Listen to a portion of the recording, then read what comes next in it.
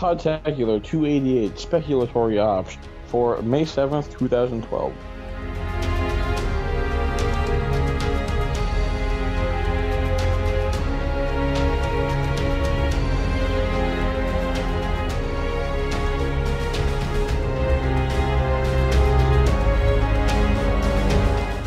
Hello, ladies and gentlemen, and welcome to Podtacular, the unofficial Halo Universe podcast. I'm your host, Duststorm. I'm your host, GLewis. Guest host. Guest host? Are you demoting yourself now? Oh, co-host. I'm your co-host, DaftLink. Yeah. Whoa. At least you got yours right. GLewis doesn't know what he's talking about. Come on, Greg, get with the program. I'm in left field there, you guys. He's kind of like Alan Colmes on Fox News. He's no longer like a kind of a regular because he left because he tired of all the conservative hate on him, but he still pops up from time to time. Sure. Oh, this is... Sounds good to me. Alright. I don't watch that much political news, so I wouldn't know what the hell you're talking about. Political news. Yeah. Yeah. And we love Pokemon. I also enjoy Pokemon. Oh yeah, you guys hear about Pokemon Black and White too? Heard about it, don't know much about it though. Yeah. You know, because you know how like every Pokemon generation, right? They do the two first new games, and then they do like a third one, like a special edition. Yeah. But it's like, you know, okay, for like Ruby and Sapphire, the special edition is Emerald. That works. Right. And then there was Gold, Silver, and Crystal. Yeah, that works too. But it's like Black and White. What is the special edition going to be? Gray? Pokemon Gray? I guess. Like, yeah, I mean, that just sounds so dull. Well, you could do Steel, I guess. Or maybe Granite or something. I don't know, but something that's a little more creative cool than Black sounding, and White. Yeah. Would be nice. Pokemon Cortez. Cortez? That's not a color. I'm just making stuff up. What color would Cortez be? Like a clayish red? Reddish clay? Maybe. You should Google it, I think. You can Google it. I am going to get on with the show and get to some Halo 4 stuff. Yes. So, we talked about the weapons last time on the show, and this time we're going to talk about some other multiplayer-related stuff to Halo 4. Starting with Spartan Ops. Now, we know that Firefight is not making a return explicitly or specifically for Halo 4, but from what it sounds like, Spartan Ops is going to be an apt replacement. Now, 343 has come out and said, if you're a big fan of Firefight, you're not going to be disappointed with Spartan Ops. And I have a feeling that we're probably going to see a lot of games that are basically Firefight renditions that are going to be some of the storylines in Spartan Ops.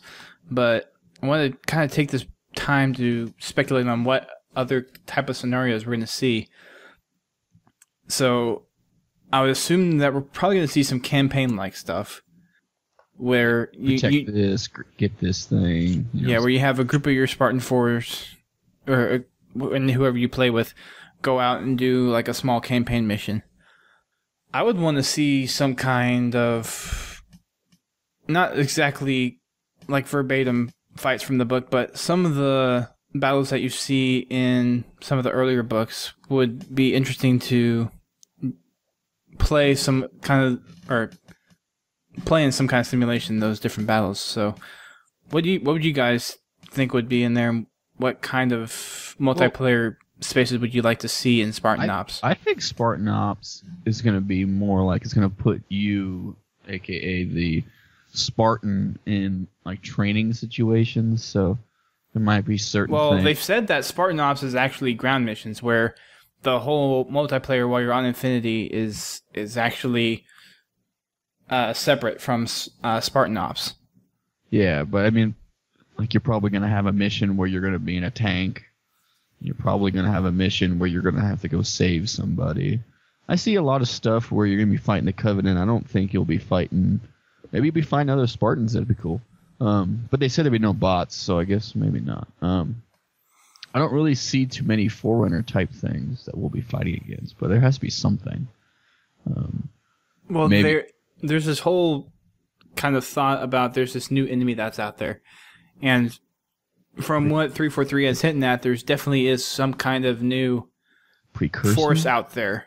It could be Precursor, could be Forerunner. We don't know. But it does seem like, and this is what 343 has been hinting to, that there's some other species or race out there that we're going to encounter in Halo 4. Mm. Mm-hmm. Now, we definitely have seen the Covenant in there, and the Covenant's going to be one of the main bad guys in this game.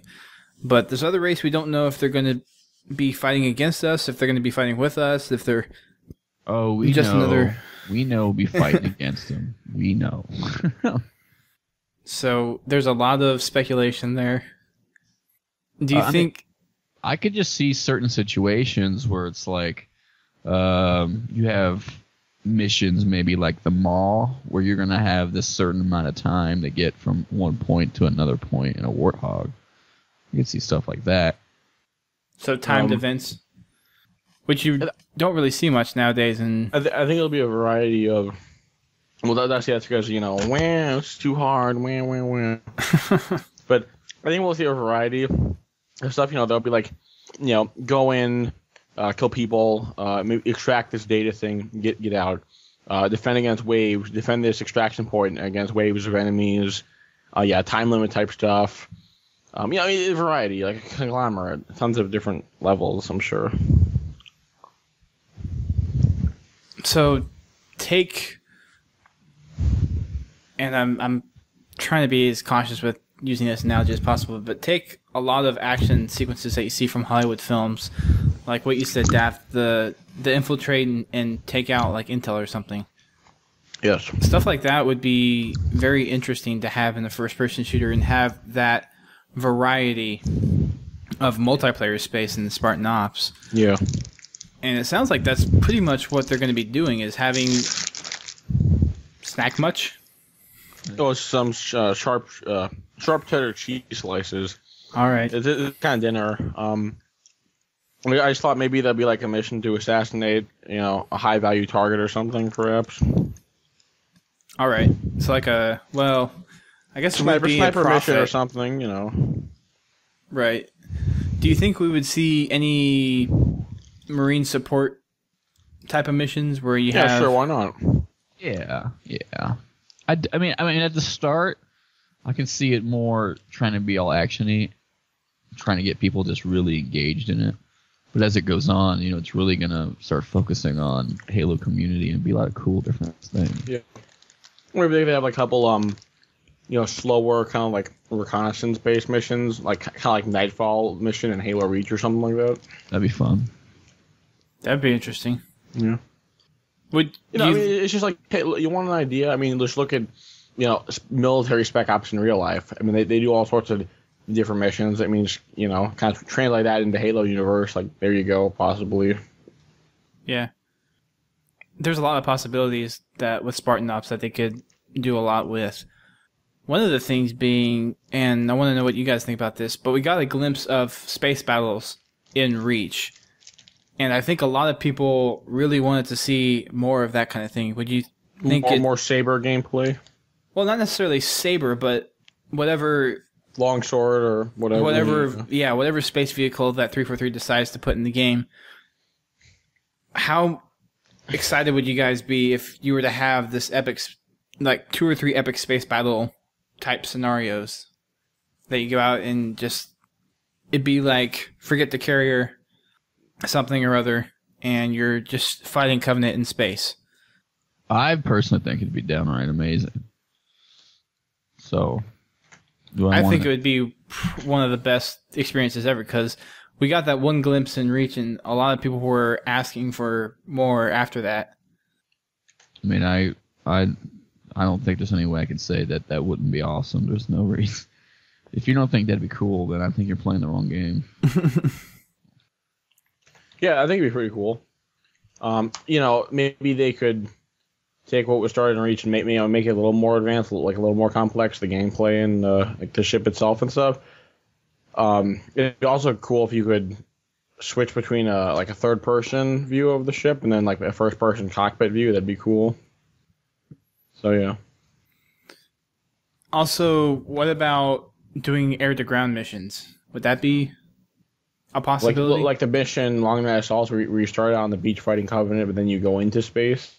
Yeah, but kind of like the opposite of that. So you start into space, you have to fight your way through Covenant, and then you land on the beach, and you have to get like some kind of alien artifact off before the Covenant get to it or something. It'd be cool if they could do like maybe a hell jumper thing, right? Shinyan pods, or like or either these parachutes or just something, right? Or maybe like one mission you get shot down, or you crash or something, but it's like scripted and you get like ejected and parachute down or something like that. I could see that being right. Or you have to like fight your way through a forest and get to a beacon for extraction. Yeah, something cool like that. I mean, something kind of like, like something you don't expect. Yeah, that would be interesting. I hope that they have a lot of ideas like this where they can really test the Reach multiplayer system. Yeah, and really expand on the universe and giving us these extra experiences with Spartan Ops. Yeah. Basically, just not be generic. Right. Just be very creative with it. Really blow everyone away. I mean, don't make it just be Spec Ops but Halo. Make it really really memorable. Because Firefight's great and all, but if you can somehow incorporate all these other ideas that people have been tossing up throughout the years with how Halo has progressed, I think they have a lot of potential to really come up with some creative content and storylines for your Spartan 4. Yeah. And then there's the fact that you're going to be interacting alongside with the Chief's storyline as well. So it's going to be interesting to see how those two storylines overlap. Yeah. Yeah. I don't really see it, coming up too much in like them interacting, the campaign and Spartan. I could see it as like two separate, complete things. Are you gonna? Because when you're playing in Spartan Ops, you're not gonna be the Chief. Right. You're gonna be a Spartan 4. So.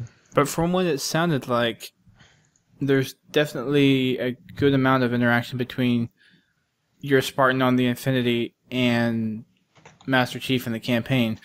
Granted, they're not going to be directly affecting each other. You're not going to be playing alongside, but there are going to be instances where you're crossing over or you're touching the other storyline, and possibly that will kind of lead some of this story behind Spartan Ops.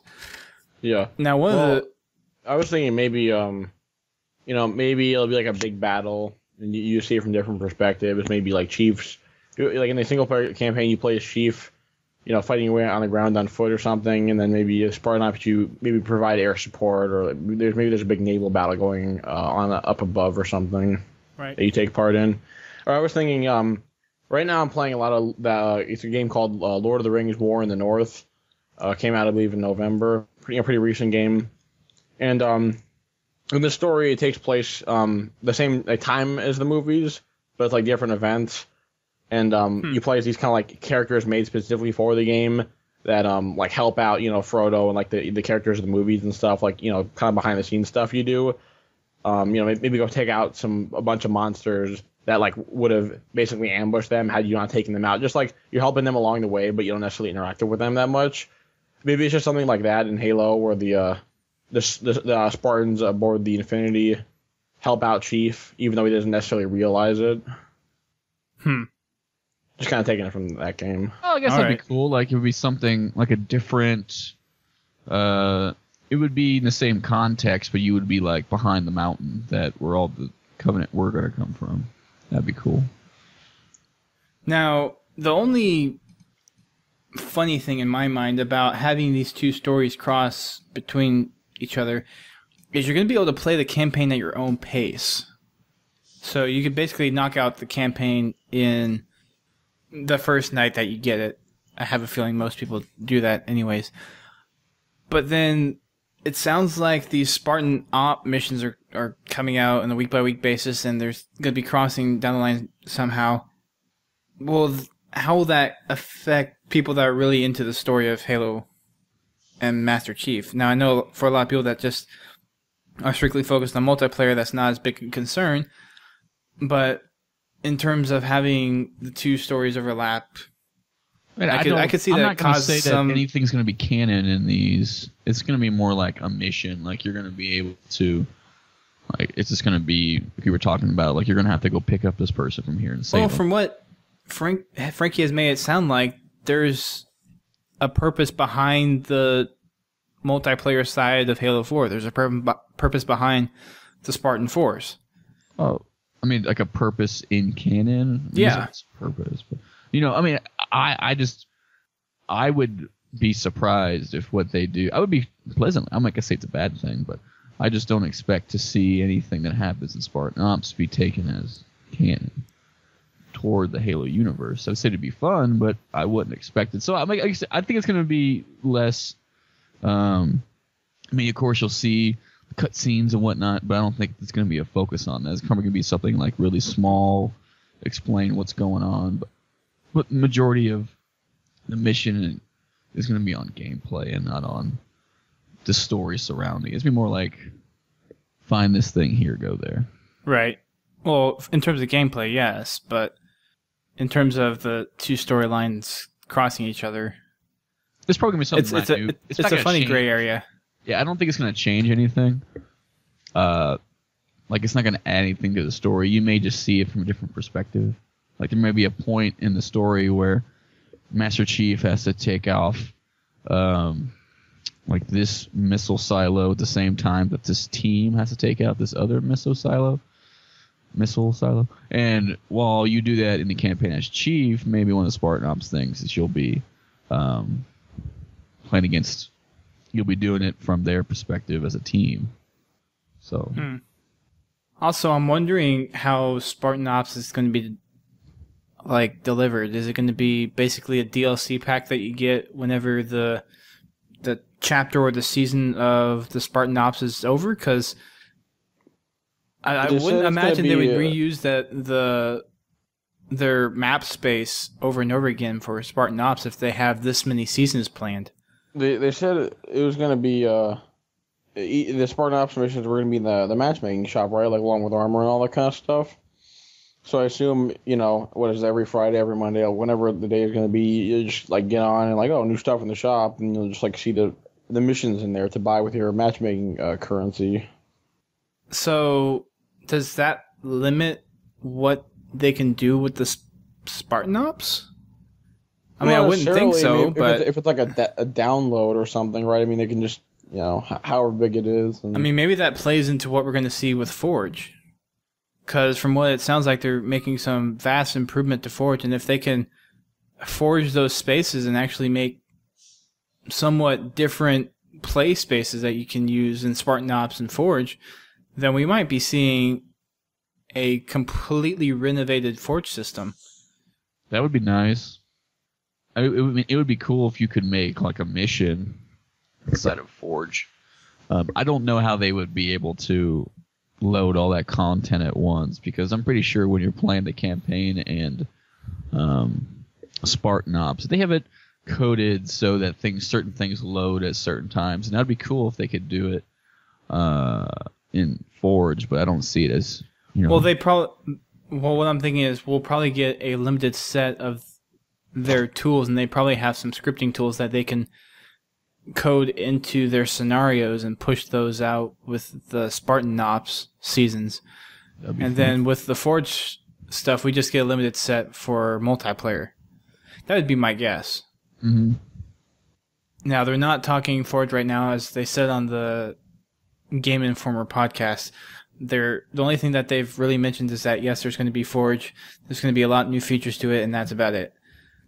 So, in terms of news for Forge, I probably wouldn't expect to see anything specific come out at E3 or before E3, but we'll probably see something late summer come out about Forge information. Do you think that people outside of the Halo universe really even care about Forge as much? Yeah, it's called custom games. You can be a casual and not care about the fiction and still enjoy custom games with your friends and stuff. Mm-hmm. I mean, look at game types like Speed and all the Infection game types that a lot of people like as well. Oh, yeah. The racetrack maps, Forge Hub, you have Griff Ball. Yeah. So there are definitely quite a bit of people out there that enjoy custom games. Yeah. And Yeah, I don't know they if might it's not use. Go on. Sorry, they might not use Forge themselves, but they really enjoy the game types and maps that other people make and have a lot of fun with them. Yeah. Yeah, I don't know if it's necessarily the majority, but of course, a large part of the Halo fan base, they don't really they don't even care about the story or even the campaign. They just, they love the matchmaking, the competitive multiplayer, the normal multiplayer, but then they also love the custom games too. Just, it's a fun thing to play at the end of the week or the end of the day or whatever. Right. So, yeah, I'd say it matters to people, who don't care about the fiction.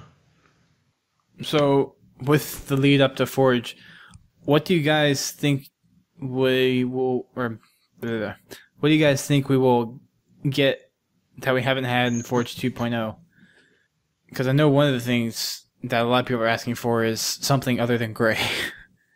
Yeah, they'll definitely get more colors. I mean, they probably may let you change the colors of objects, or maybe they'll have not necessarily like solid colors. Maybe it's for example, maybe they're one object will be a crate of some kind, and you can kind of change the skins. The skins, exactly skins, the look of the theme of it exactly. That's what I'm saying. Yeah. Because I'm thinking with how this Forge thing works, if it's how we've been speculating on it, there's probably a chance to have a lot of different texture packs. And since the multiplayer is basically in a virtual space, well, you could do a lot with a virtual space. It's just a matter of what tools we will be able to have with Forge. And my next question on top of that is, what features would we like to see in Forge that we've been asking for, or maybe would be a nice addition? I don't personally Forge enough to know what would nice to be added. Maybe to make it a little easier, because I just feel overwhelmed when I'm doing it. So maybe it's a good thing, because maybe it would be too easy. Well, defined overwhelmed. I don't know where to start. It means impatient. No, seriously. I mean, you do kind of sit down with some time on your hands and kind of go through the lists of stuff and whatnot. I mean, it does take patience. Maybe some videos on how to do it, because I don't know what to do. I'm putting stuff in places, and you guys know all these tricks. And well, it's from what I've done with Forge, it's just you have a idea for a map, and then once you have the basics of the map laid out, you can start adding little features to it, start adding your weapon drops, start adding your game type specific spawns or points on the map. We've never had a real Forge focused show, I guess, have we? Well, we're not Forge Hub. No, but Forge is one of the... We have in the past, yeah. I mean, we've had... A little bit, We've had some Forge creators on here, yeah. Right, but we haven't had one recently. Yeah, because we don't do custom... I think an interesting thing to add to the Forge system would be switches and doors connected to those switches. Yes. Right? Like they have in campaign. Hold whatever, or even multiplayer maps. Hold your right bumper, press the switch, door goes up, door goes down, or just stuff like that. Or like a light bridge. Yeah, exactly. I mean, just make the maps and the Forge objects interactable, basically. Not just so much of blunt objects. Because right now, all of our switches are mines and fusion coils with crates and grav lifts. And that's so crude. But you have to give credit to at least the people that came up with that system and can actually implement it well. Yeah, I thought it was cool. And those are the people that get the most out of Forges, the people that can actually bend Forge to their will and come out with these awesome maps that a lot of average Halo players would not be able to create. Like a Rube Goldberg kind of machine. Yes. Yeah. You're my Forge. What were we saying, Greg? I lost. I was just enjoying what you guys were saying. Sorry. Oh. He was lost in his forging. I'm right on with you guys for what you should be doing and what needs to be changed, because I just don't. I have a problem with just starting. So what would if 343 were to change Forge in a way that would make it easier for you to get into Forge? What changes would you think I needs think to happen? you just have to have videos that can actually show me what to do with the controller, because I'm not really. There is the pause menu that gives you all the controls, right? No, I mean, show me in a video. I'm not trying to say that. I want to see like it in a video and see how it's done. I'm pretty sure though that if I sat down and actively, I'm pretty sure anybody could do it. If they sat down and tried to do it, I'm pretty sure it's not that difficult. But I'm not that personally interested in it. I'm not going to say because I'm not interested in it, it's stupid. It's just I just don't get it as much. Like I play Little Big Planet, and they had tons and tons and tons of videos on how to do certain things. Yeah. Just made it way Little Big easier. Planet is like Forge the game in a way. Yeah, but I actually understood it. You actually bring up an interesting point, because there's a lot of video content on Waypoint. There's multiplayer content, there's campaign content, there's Halo Wars content.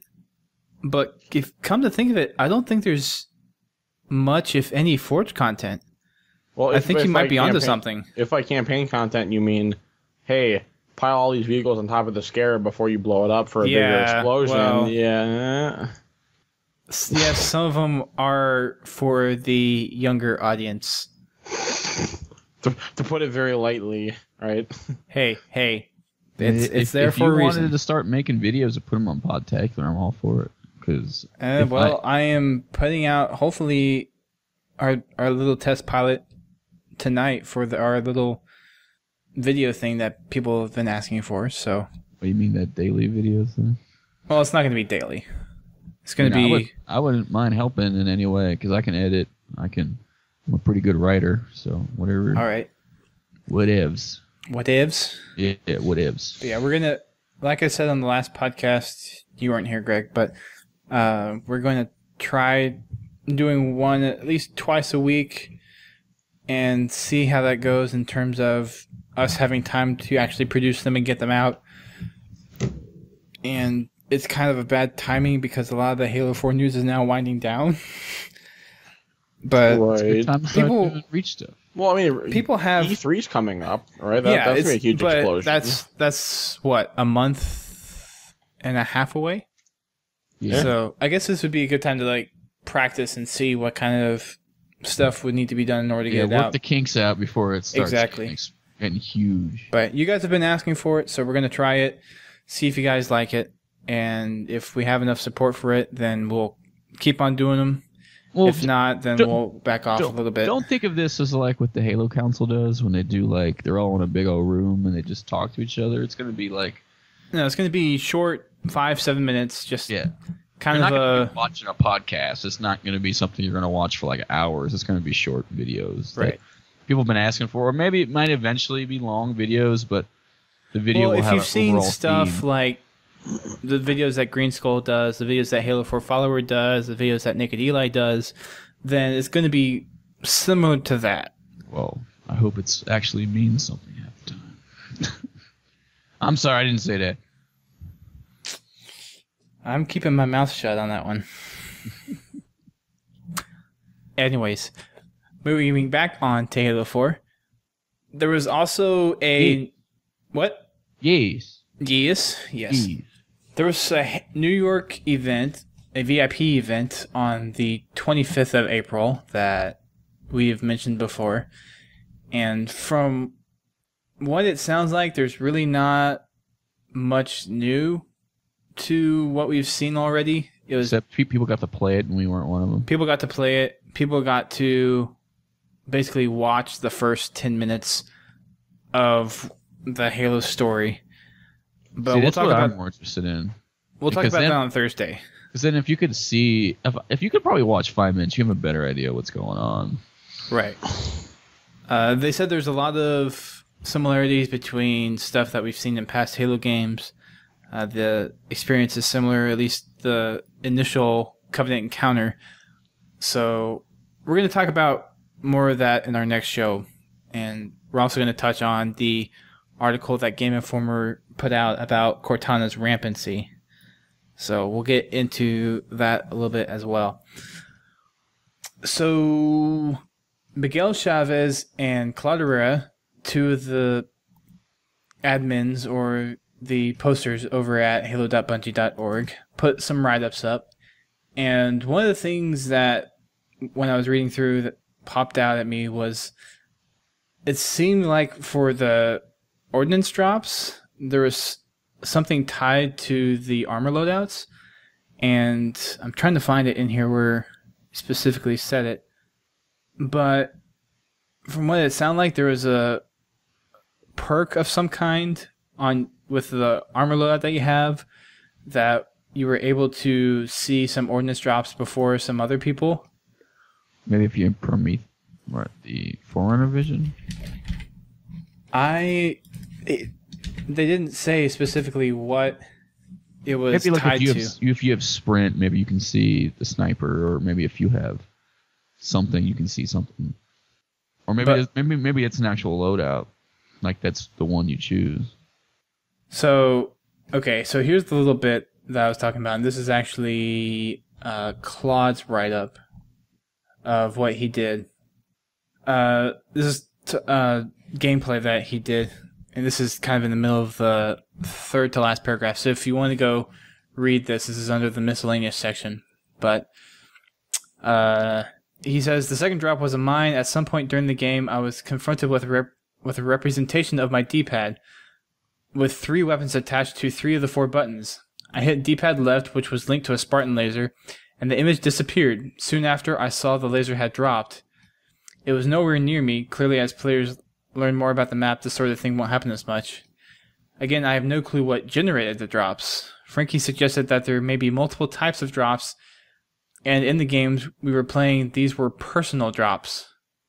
But I saw that they could be used to supplement your armory, or used to set up traps for the other team.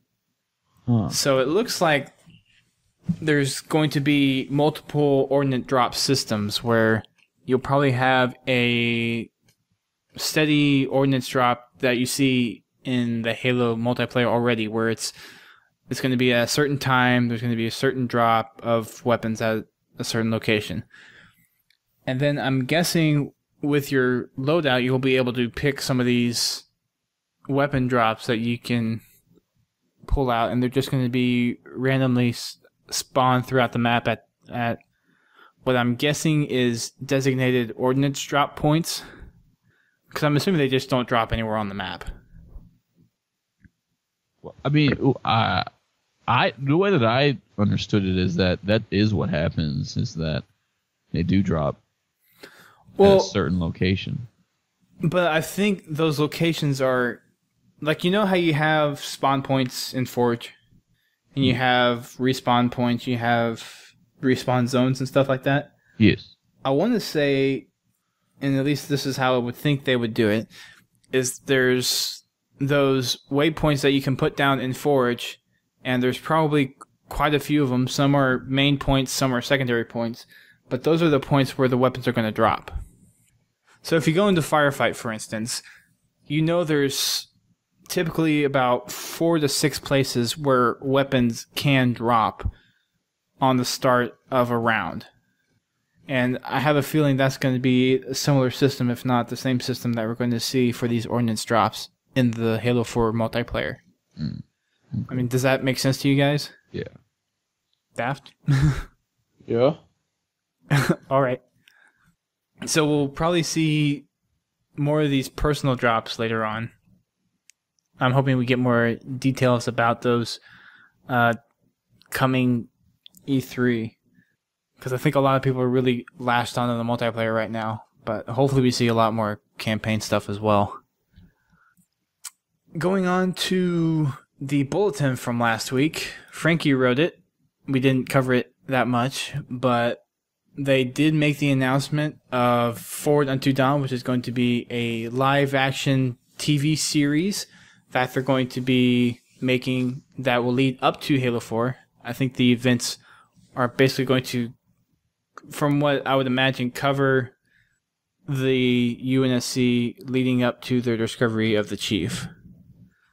So I'm not sure how exactly it's going to tie into the storyline or what kind of cross references they're going to make between the Covenant and the human armies leading up to the point. But what are your guys' thoughts on what we're going to see in this live action series? Or what would you want to see? What I want to see some awesome Spartan action, but it seems like it's going to be a little dull. That's just what I'm getting from it. I'm not actually. Why would you say dull? I just don't. I mean, in the previous ones, they've always hyped it up that it was going to be awesome. Now, the one before Halo 3 that Blonde Kemp did was awesome. It just seems like it would be something about maybe him just waking up or them finding him, kind of like the Halo 3 one was, where the whole point of the live action series was to determine where he was going to fall down at. Something like that. But I don't know. It just from that one picture, it just doesn't seem like it's going to be something that's going to really be all actiony, but it's still going to be pretty cool. Yeah. What do you think, Daft? Well, I think it'll probably be like, the Halo Reach live action stuff we got, probably similar costume design, effects, etc. So I thought those, were pretty quality. Probably pretty good, like, sets and stuff, right? Fits the universe. Yeah, this is supposed to be like a substantial amount of video content, though. I think I saw someone tweet that it was supposed to be upwards of about 70, 75 minutes of stuff. Well, so it's almost like a movie. If it's that long, there's probably some action in there. Yeah, we're going to see some action at some point.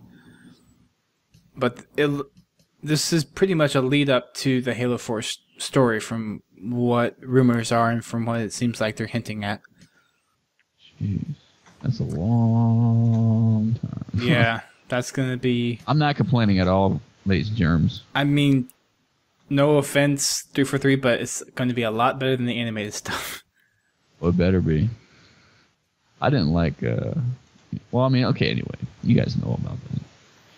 Yeah, I've refrained from seeing it because I watched the first 3 on Waypoint when they first came out, and they didn't really appeal to me that much. They were definitely for a different audience than what I was into, but I have them in my Netflix queue. I just haven't gotten into them yet, and being that I run a Halo podcast, I should probably go and watch them. What, Halo Legends? There's no time in the day. School and work take up too much time. I've watched Halo Legends about 5 times. It's on Netflix. Yeah, it's on Netflix. I just haven't watched it yet. Yeah, I don't really enjoy it personally. So I think Origins 1 and 2 is great. Other than that, that's what I've heard, and I haven't watched those. So that'll probably be the first ones I watch then. Well, they are if you watch it from the start, those are the first 2. All right. Well, they weren't. Not when they were being released on Waypoint, they weren't. Oh. I mean, now if you watch it from the start, those are the first 2. Right. No, I forget which the first 3 were that released on Waypoint were. I don't remember. But they were not Origins. I do remember that much. Yeah, really the only ones that I thought that anybody would really want to watch would be Origins. But, some people probably like them. All right. They also announced, what was it?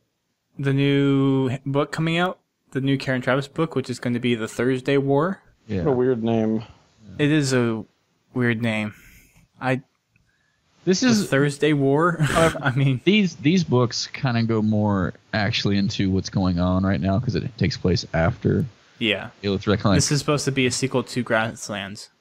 Yeah, it's Grasslands. What is this Grasslands? Glasslands. Glass. Did I say grass? I meant glass. A little bit. Oh, I meant Glasslands. Sorry. Do you have a little Asian in you? Dustin's mind is elsewhere. No, I don't. Whoa, low blow. Whatever. I'm working through all the books, though.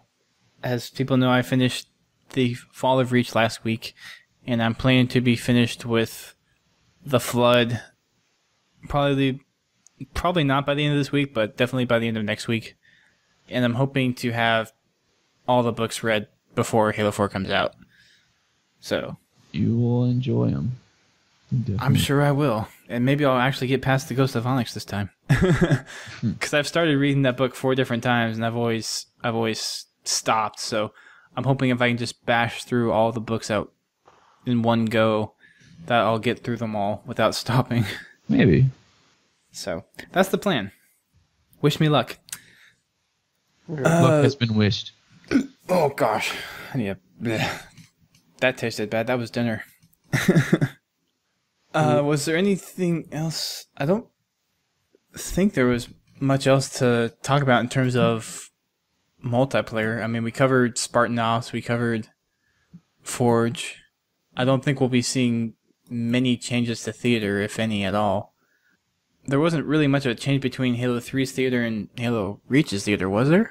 I can't imagine anything else other than maybe the fact that they're going to tell us how we're going to download them, like, I forget what it's called, but that Bungie thing that I bought. Bungie Pro? Yeah. I can, that's the only thing that I can think of. Yeah. That they might announce if they're going to do it. Oh, wait. Explain to us how that's going to happen. That's going to be... Well, a lot of people are interested in it, and a lot of people are right now wanting the file shares back up online. I mean, that's the first thing that has to come. I would expect that they have some kind of plan to bring that back. I would hope they do, because a lot of machine makers relied on that system instead of going out and buying a capture card, even though in the end it seemed like a capture card would be a more cheaper way to do it after you make so many videos. But a lot of people relied on that system, so I would think in order to appeal back to the community, they would bring back something like that for Halo 4. I don't see why they wouldn't do that. Yeah, I mean, it sounds like something that would be a really good idea that they might be missing out on. So another thing that they like to see it. Another thing that they have taken out that I guess more of a closed group would want to see this back, but is the stats API. And from what it sounds like, 343 hasn't really been focusing on producing a public API for people to use. Now, a lot of people are kind of speculating this, and I believe speculating on this wrongly, is that 343 and Microsoft want everyone to go to their site for stats.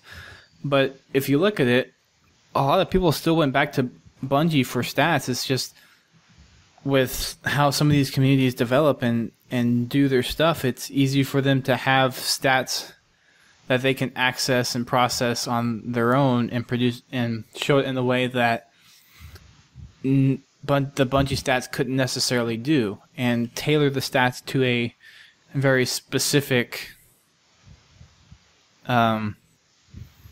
display. So like take Griffball Hub, for example. They had certain stats that they were pulling out for assassinations and betrayals and stuff like that, and that's not easily or readily configurable on the Bungie stats, but with the stats API they could go in and create their own graphical interpretation of the stats, and they could use it that way.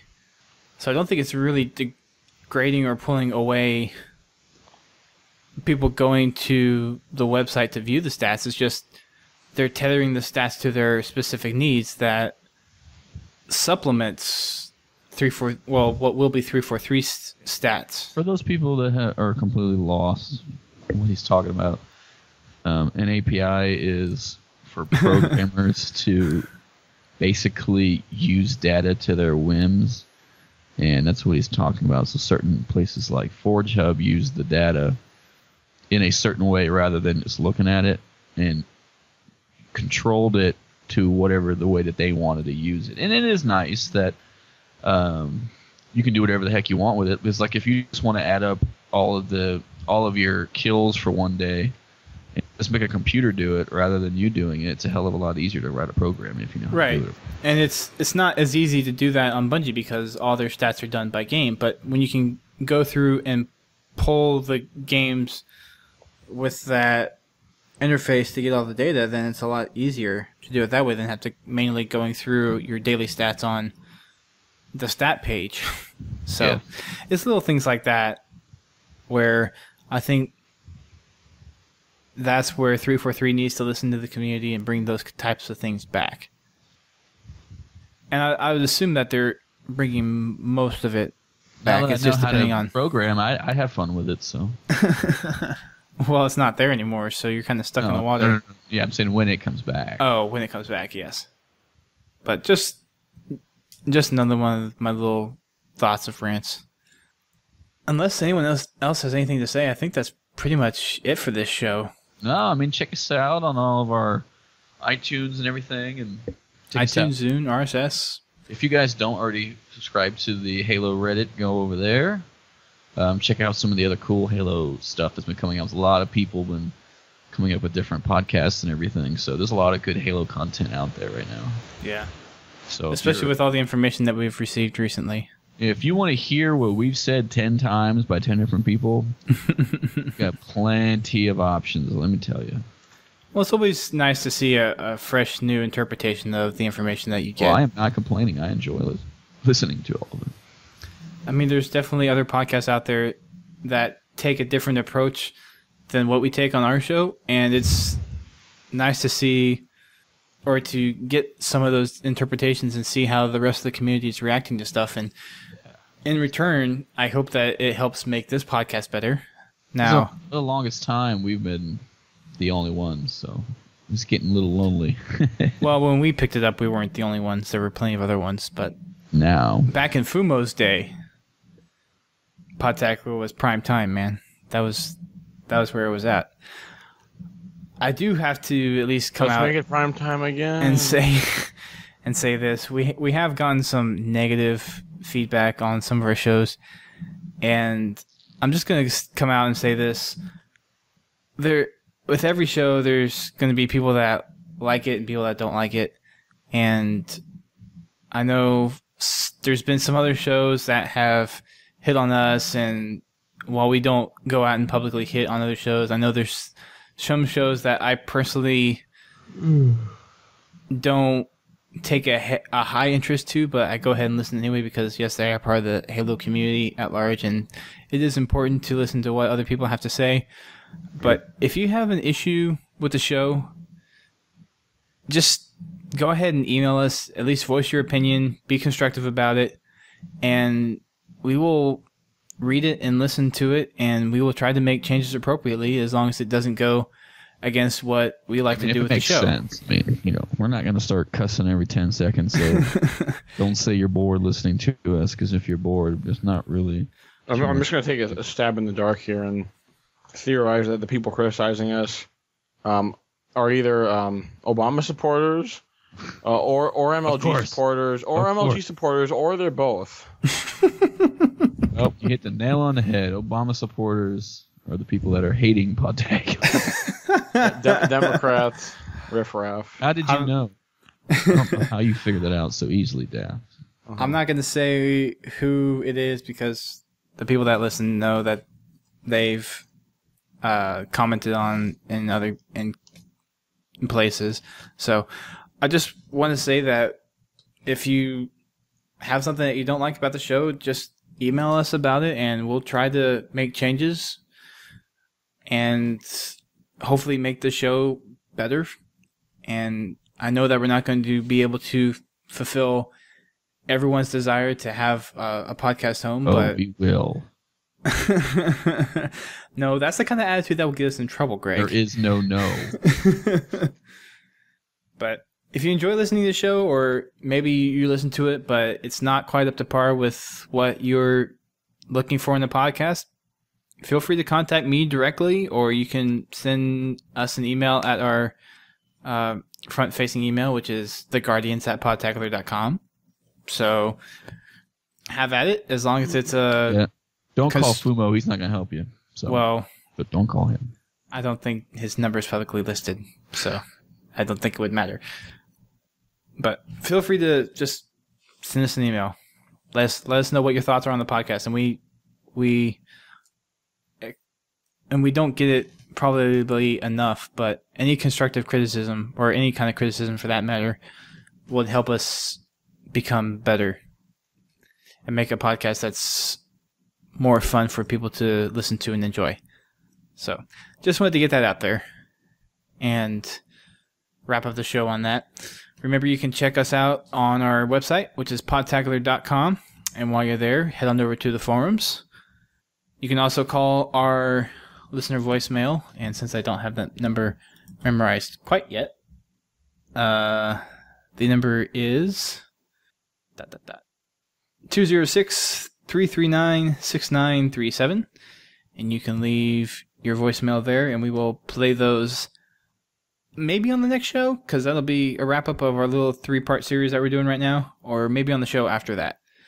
So if you have any comments or questions about what you've heard on the last 2 shows, or what we'll be talking about on the next show, feel free to either submit them to our email, which is submissions@podtacular.com, or you can use the green button on our homepage, or you can call in and leave a voicemail. Our next show, we'll be talking about the Halo 4 campaign and the article that Game Informer released about a week and a half ago, which is Cortana's Rampancy. And hopefully we will have some people that are a little bit more knowledgeable about the campaign than we are on the show to help talk about that. Her Rampancy is like, it's like a female-ized, menopause? Right, let's go with that route. I think it's a little bit worse than that. I think it's people, if you can compare it to someone going crazy. You can't really just take you can't really take something out and then all of a sudden it's fixed with rampancy. That doesn't quite work like that. So thanks again, guys, for listening. And until the next few days again, keep on fragging those trucks.